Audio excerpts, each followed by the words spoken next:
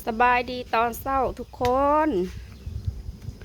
กับบรรยากาศดีดีคือแบบมื้อวานนี่เลยพี่น้องบรรยากาศเนี่ยลมเย็น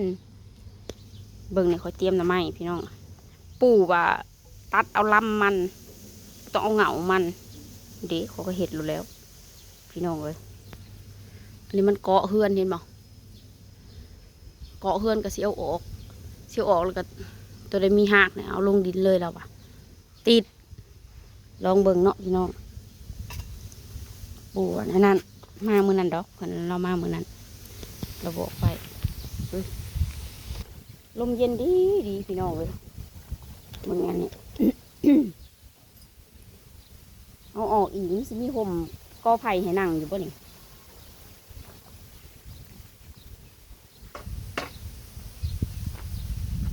คืนจังว่าพากันม่วนขนาดพี่น้องเห็นเอาไว้ข่อยนางอินโอ้ยแกงเอาไม้ก็เด้อมือนี่เด้อนี่อันนี้ก็ได้อีกอันหนึ่งได้นี่อันนี้อันหนึ่ง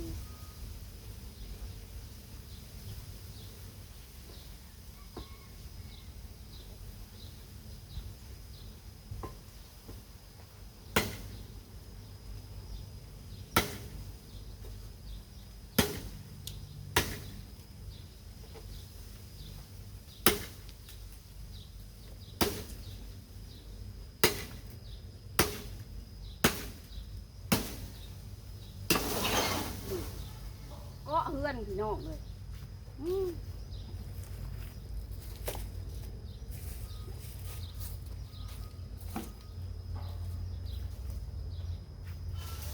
ตื่นมากหาเนื้อเห็ดนี่เลยนะพี่น้องทุกคนเบิร์นเด้อมันเหงาเด้อเห็นป่ะเชิงนะมันเหงาของมันได้เดินออกหักนะโอ้ยบ่ได้ห่มเลยเนาะบ้านนี้เนาะตัดไปแปลนไปอ่ะอย่างวะเกาะอย่างวะ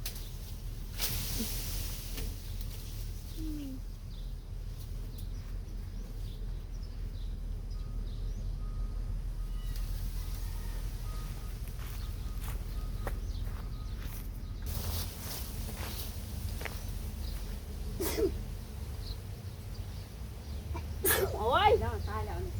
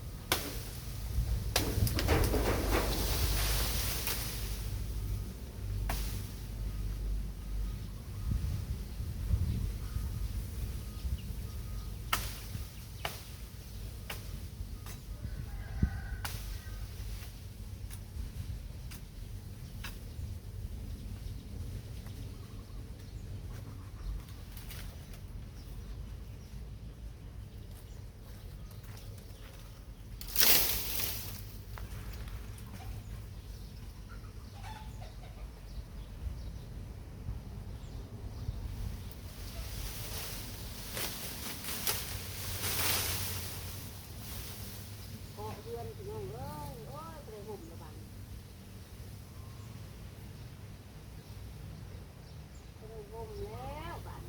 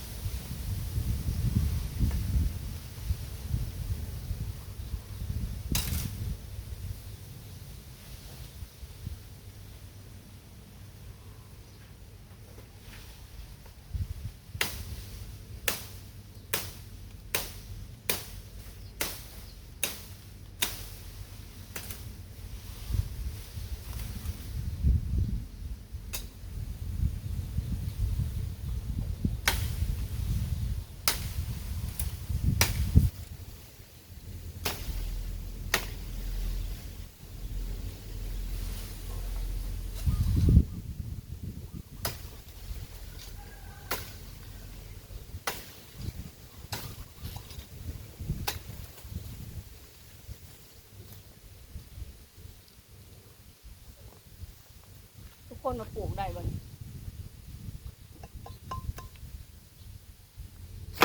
ปลูกใกล้เฮือนกับแย่เฮือน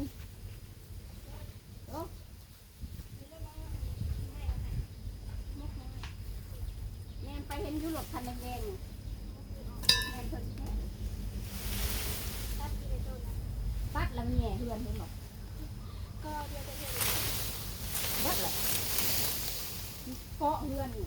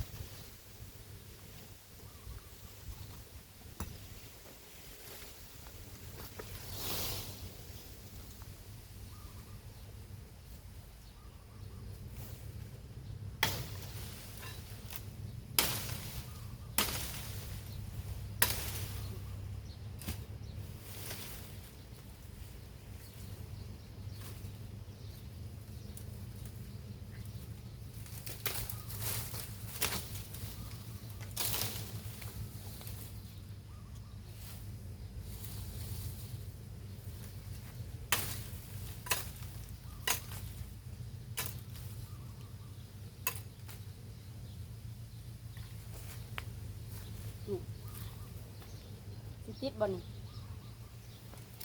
สองอัน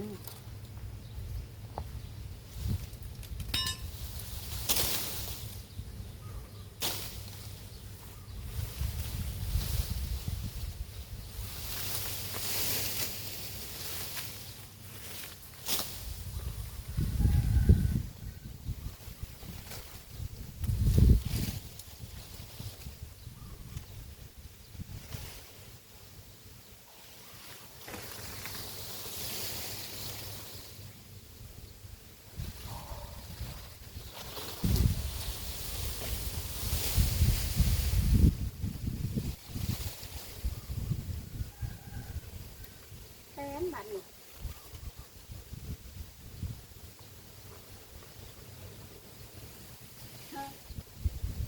ผมก็พอดี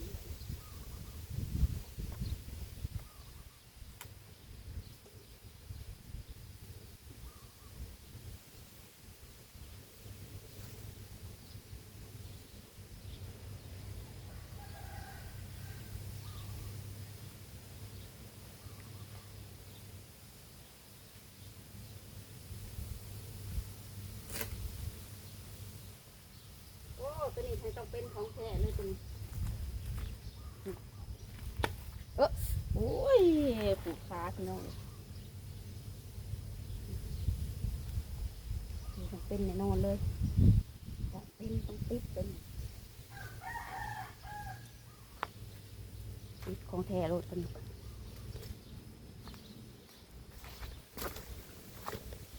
ป็น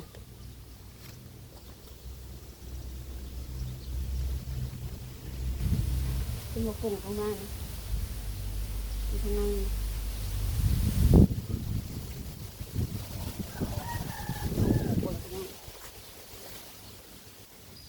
เอาไว้นี่ก่อนพี่น้องน้ำไม้ก่อนนะ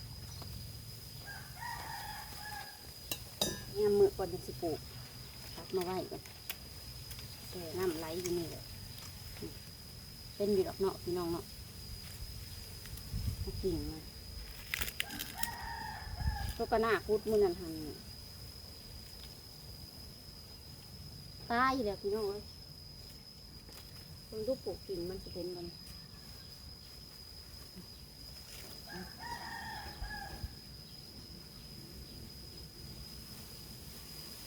โตมันนะ